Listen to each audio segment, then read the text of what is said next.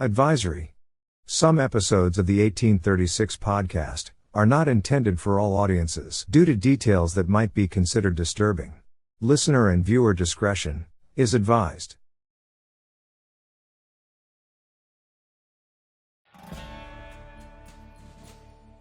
This episode of the 1836 podcast shares the story of the notorious outlaw from Young Guns 2, the real Arkansas Dave Rudabaugh.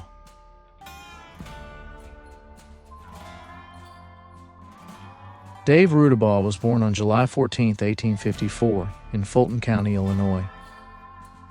He was born in a world on the cusp of transformation, where the frontier promised both opportunity and lawlessness. His early years were marked by the restlessness of a family seeking stability. During Dave's childhood, the Rudabaughs moved from Illinois to Ohio, then to Cass County, Missouri. Little is known of his upbringing, but the rural Midwest, with its small farms and tight-knit communities, likely shaped a boy accustomed to hard work and modest means. By 1870, the family had settled in Eureka, Kansas, where Dave, his mother, and siblings lived on a farm. These early migrations hint at a life of impermanence, perhaps planting the seeds of the rootless existence he would later embrace. As a young man in his late teens, Rudabaugh's path veered toward crime, a choice that would define his legacy. Around 1873, at the age of 19, he began his criminal career in Arkansas, a state teetering on the edge of lawlessness along its border with Texas. In the rough-and-tumble region near Texarkana, Rudabaugh joined forces with outlaws Milton Yarberry and mysterious Dave Mather. The trio, sometimes called the Rudabaugh Rourke Gang, engaged in cattle rustling and stagecoach robberies, preying on the vulnerable herds and travelers of the frontier. Their most notorious act in Arkansas was the suspected murder of a rancher, an incident that likely occurred in Miller County or a neighboring area, though precise details remain elusive. The killing, tied to their rustling activities, drew the attention of local authorities, forcing Rudabaugh and his companions to flee the state.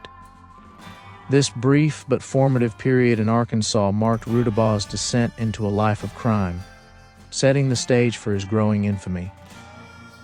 The nickname Dirty Dave soon clung to Rudabaugh, a moniker earned through his unsavory reputation and reckless disregard for the law.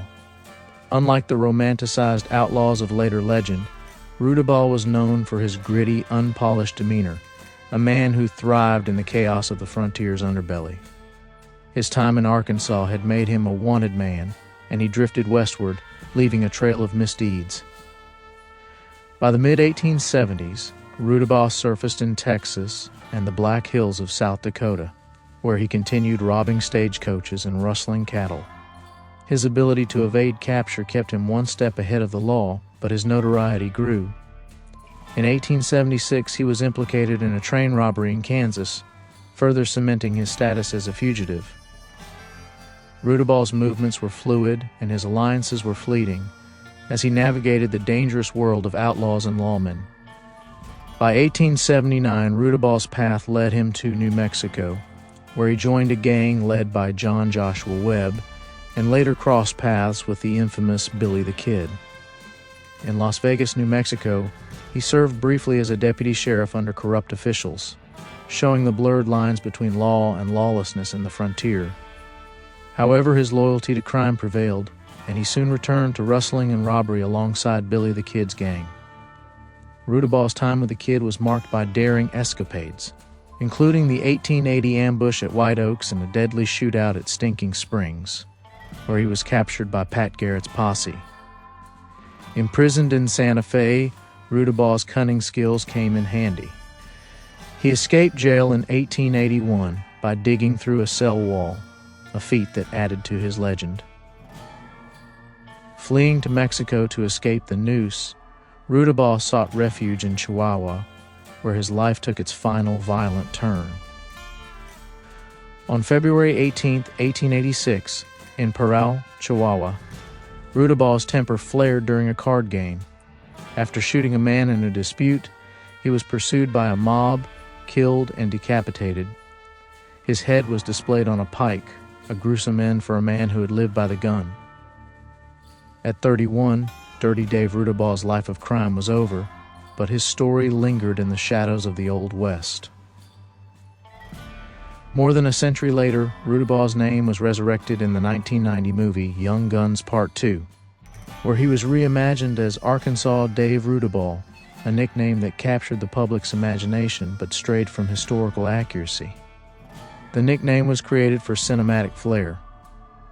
In reality, he was never called Arkansas Dave during his lifetime.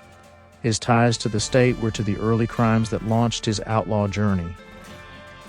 The movie's portrayal, while entertaining, wove a myth that obscured the gritty reality of Dirty Dave's life, a man who was less a romantic anti-hero and more a restless drifter, driven by the lawless pulse of the frontier. Rudabaugh's story is not one of glory, but of survival in a world where lines of right and wrong blurred. From his Illinois birth to his childhood journeys across the Midwest, his criminal beginnings in Arkansas, his brief alliances, and his brutal end in Mexico, Dave Rudabaugh lived as a product of his time. The Dirty Dave nickname, earned through a life of crime, and the fictional Arkansas Dave label, born of Hollywood, together frame a man who was both a historical figure and a legend reshaped by time. In the chronicles of the American Old West, few figures embody the chaotic existence of an outlaw as vividly as Dave Rudabaugh. And his life, though brief, continues to be evidence to the wild, untamed spirit of the American West.